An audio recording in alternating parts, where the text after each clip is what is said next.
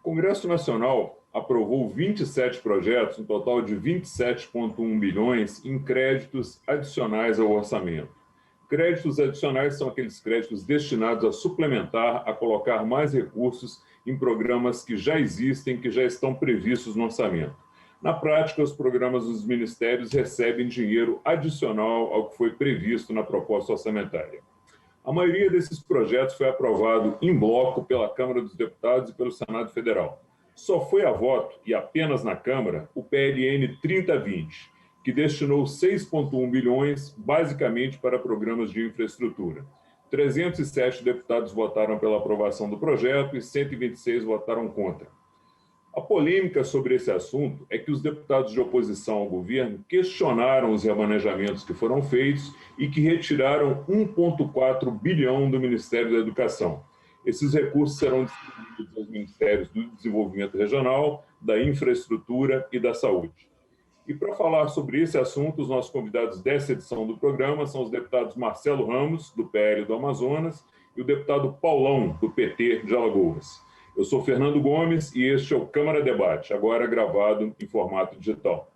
Deputado Marcelo Ramos, deputado Paulão, sejam muito bem-vindos. Muito obrigado aí por terem aceitado o nosso convite para conversar sobre esse assunto.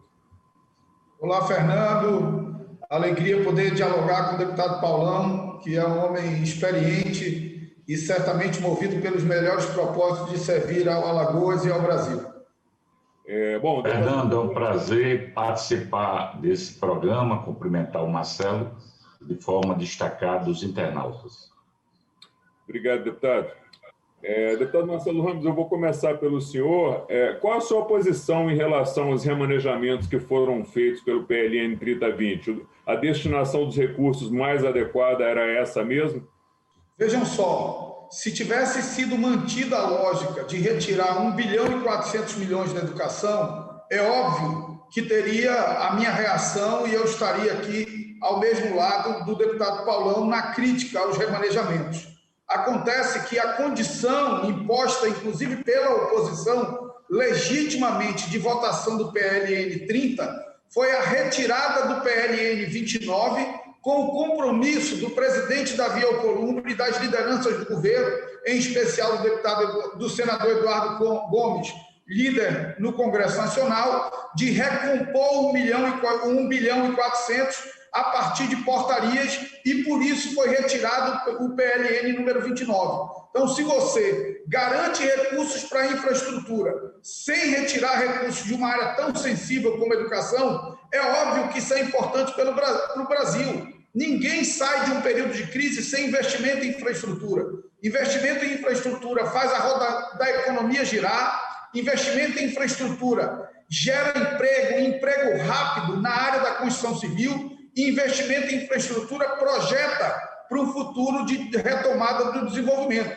Então, eu tenho certeza que ninguém é contra investimento em infraestrutura.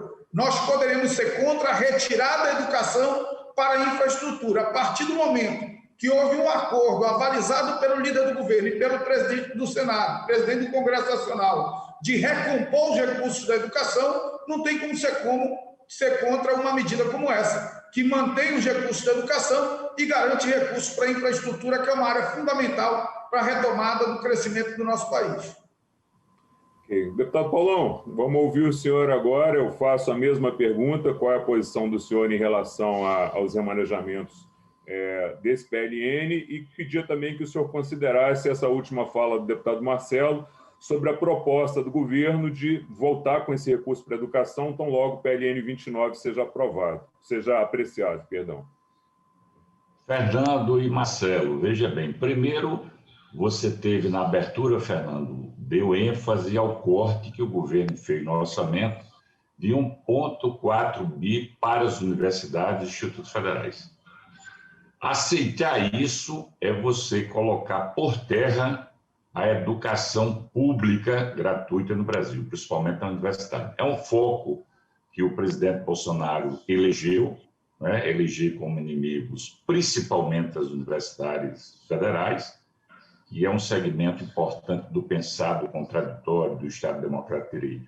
Esse foi o grande nó, inclusive a oposição estava em obstrução. É verdade que houve por parte do presidente do Congresso, no caso do Senado, né, e Congresso, Davi Alcolumbre, no sentido de preservar os recursos para a educação.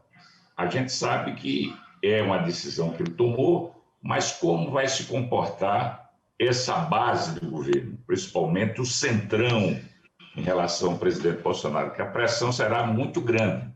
A outra crítica que nós temos em relação à infraestrutura, claro que nós somos favoráveis à importância do Estado no desenvolvimento, não só a nível nacional e regional. E aí o Ministério teve 2,3 bilhões. O grande questionamento é que você não tem transparência desse recurso. Vai para o Ministério do Desenvolvimento Regional agora que obras serão feitas, que obras serão discutidas. A gente não pode colocar somente um pacote para o Centrão. Por que eu digo isso? Porque o controle do Denox e a Codevasf, principalmente, que é uma empresa importante, uma companhia que tem um papel estratégico no Nordeste, ela consegue gerenciar desde uma praça a um sistema de água. Praticamente é um estádio. E o controle da Codevasf e o Denox é do Centrão. Isso será usado de uma forma eleitoreira? Isso é uma grande preocupação, porque você não tem detalhamento. E a outra questão, Fernando e Marcelo, a grande preocupação, não só específica dessa temática de hoje, é que o orçamento ainda não foi discutido. Eu mesmo sou titular da CMO. Até hoje não houve a votação da presidência, porque existe uma disputa numa base do próprio governo, articulada pelo Rodrigo Maia, que é um pouco mais oposição, mas é governo, e você tem outra articulada pelo Centrão, pelo deputado Arthur Lira. Então, essa disputa, a gente está exatamente no mês de novembro e até hoje não foi escolhido a presidência para discutir o orçamento do próximo exercício. Isso é muito grave para a gestão do Estado. Ok. Deputado Marcelo, até pegando um gancho aí no que o deputado Paulão falou, 50% desse remanejamento ele ficou destinado aí para o Ministério do Desenvolvimento Regional, né? São obras aí ligadas à Codevasf e ao Denox. Em primeira mão, esses recursos devem ir para obras do Rio São Francisco e obras contra a seca. A questão que o deputado levantou é se isso não vai ser usado de uma forma eleitoreira, se não poderia haver aí um carimbo maior desses recursos. O que o senhor nos diria aí sobre isso? Olha lá, eu não posso condenar um povo que precisa de água a não ter água, porque isso vai valorizar alguém eleitoralmente.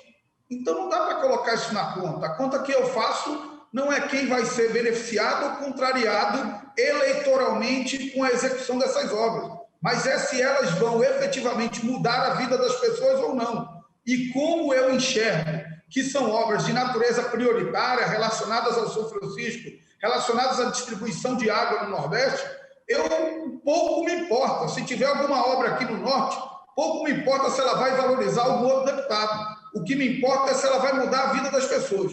Me parece que são obras que efetivamente mudam a vida das pessoas para melhor, levam água para quem não tem água, e eu não tenho dúvida de que nós não podemos negar ao povo o direito de ter água, porque isso vai beneficiar alguém eleitoralmente. Agora, por outro lado, quero manifestar absoluta concordância com o deputado Paulão. Não dá para você cobrir um santo descobrindo o outro. Não dá para você fazer obra de infraestrutura retirando o recurso das universidades federais e dos institutos de ensino superior. E justamente por isso, legitimamente, a oposição fez uma resistência muito dura durante a votação do PLN 30, e isso fez retirar o PLN 29 da pauta e garantir a recomposição dos recursos da educação. Se nós tivermos a manutenção dos recursos da educação, que é o que está previsto por acordo, e tivermos também capacidade de investimento em infraestrutura, bom para o país. A questão eleitoral é uma questão que eu acho que fica menor diante do desejo de servir as pessoas. Eu entendo todas as preocupações, quero também avalizar a preocupação do deputado Paulão em relação à comissão mista do orçamento, e mais do que avalizar, Paulão, eu acho que eu, você e todos nós precisamos fazer um apelo ao presidente da Câmara, aos líderes partidários, ao líder Arthur Lira, é preciso colocar a responsabilidade com o Brasil acima das disputas internas da casa. Não dá para o Brasil parar porque 2 deputados não se entendem ou porque 2 deputados resolveram disputar uma comissão. O Brasil é muito maior do que isso. Nós precisamos do entendimento dessas 2 lideranças para instalar a comissão mista do orçamento e a gente possa debater um orçamento que efetivamente aponte o enfrentamento dos problemas do nosso país. Deputado Paulão, além do 1,4 bilhão que foi retirado da educação, houve também alguns cortes em outros ministérios importantes.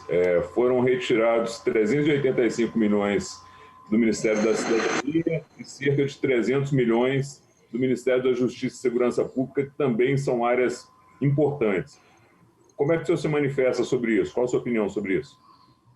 Veja bem, em relação à fala do deputado Marcelo, diferente da região dele, que é uma região privilegiada por água, né? Que é a região amazônica, a gente, claro, que tem água do Nordeste, mas tem um semiárido muito forte. Então, claro que eu sou favorável que a obra de infraestrutura ela possa manter o programa dos carros-pipas, que estão praticamente paralisados. Eu sou favorável que tenha o prosseguimento do programa de cisternas, a primeira cisterna, a segunda água, né, que é a primeira 16 mil litros, a segunda em torno de máxima de 40 mil. Sou favorável que obras estruturantes, a exemplo da transposição do Rio São Francisco, que estão paralisadas as suas atuações, porque falta o custeio para pagar energia, que dê prosseguimento. Não sou contrário, o que a gente tem que ter muita prudência é em relação ao acompanhamento. Essas obras têm acordo. O problema é que existem outras obras que não tiveram até agora transparência e muitas vezes ela não dá resposta às necessidades de uma região como o Nordeste, que tem a maior densidade demográfica e tem um semiárido muito forte com a contradição social. Em relação à tua pergunta, Fernando, sem dúvida nenhuma, o corte de direitos humanos, a gente está atravessando o momento da pandemia, né, que o Brasil e o mundo foi atingido. Tem um programa de auxílio emergencial que foi aprovado nessa casa, importante, no Congresso, mas a gente está atravessando o cenário político, onde haverá agravamento da parte econômica, e você é um especialista nessa área.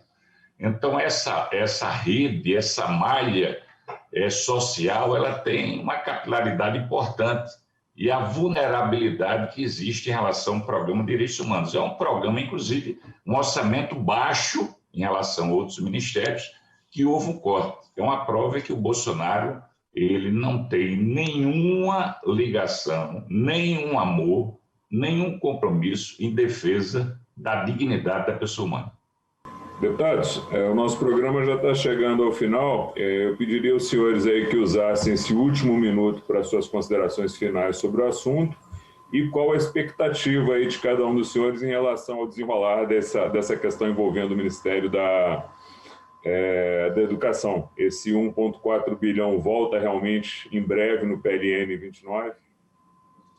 Bem, primeiro eu quero dar um voto de confiança ao presidente do Congresso Nacional, ao líder do governo, senador Eduardo Gomes, e, acima de tudo, à própria oposição, que foi quem já disse, democraticamente reagiu a essa proposta e avalizou esse acordo. Tanto que a oposição votou contra o PLN 30, mas não fez obstrução no PLN 30, justamente por conta do acordo relacionado ao PLN 29. Então, eu quero dar um voto de confiança, acreditar que o orçamento das universidades e institutos será recomposto, o que é fundamental para o desenvolvimento do Brasil. Ninguém sai de uma crise sem obra de infraestrutura, mas também ninguém sai de uma crise desmontando a educação para fazer obra de infraestrutura, e por isso é tão legítima a fala do deputado Paulão. E no mais, terminar fazendo um apelo para que as lideranças partidárias da Câmara, do Congresso Nacional, se entendam, coloquem o interesse do Brasil acima das disputas internas da casa, possam instalar a Comissão Mista do Orçamento para que, democraticamente, nós possamos estabelecer as prioridades para o Brasil superar esse momento tão difícil para a nossa gente. No mais, a alegria de poder dialogar com alguém que eu tanto respeito e admiro como o deputado Paulão. Obrigado. Deputado Paulão, por favor. Fernando, primeiro agradecer a você, toda a produção da TV Câmara, e colocar também em debate o Marcelo. Marcelo é um quadro político importante, e eu comungo com ele, primeiro, que a gente tem que ter um acordo, um pacto entre a gente, defender a educação pública, principalmente das universidades, institutos federais, que está um corte acima de 1 bi, né? Inclusive fazendo um apelo a ele, antes da entrevista oficial, que ele vote, nesse momento ele irá votar, principalmente mantendo aquela raiz do movimento estudantil. Ele foi um jovem aguerrido, e nessa área ele continua. E a gente espera que extrapole a oposição, Fernando, porque como a gente tem 160 votos, do total de 513, é necessário a gente estabelecer e romper a bolha dos partidos, manter o acordo que foi definido pelo presidente, espero que ele honre, né? Acredito, porque senão a gente não estaria no parlamento, mas se por acaso tiver rompimento, a gente espera que a gente consiga quebrar o paradigma, que a defesa das universidades e institutos federais não é uma polarização entre esquerda e direita, é uma defesa da cidadania, é uma defesa do povo brasileiro. Então, eu fico muito feliz de ser entrevistado por você e, principalmente, participar do debate com Marcelo Ramos. Um abraço a todos os internautas do Brasil. Obrigado. Deputado Marcelo Ramos, deputado Paulão, muito obrigado aí pela participação dos senhores no programa, muito obrigado pelo debate de altíssimo nível e a gente se vê aí em um próximo Câmara Debate. Eu sou Fernando Gomes e essa foi mais uma edição do Câmara Debate. A você que nos acompanha, muito obrigado pela audiência, um forte abraço e até a próxima.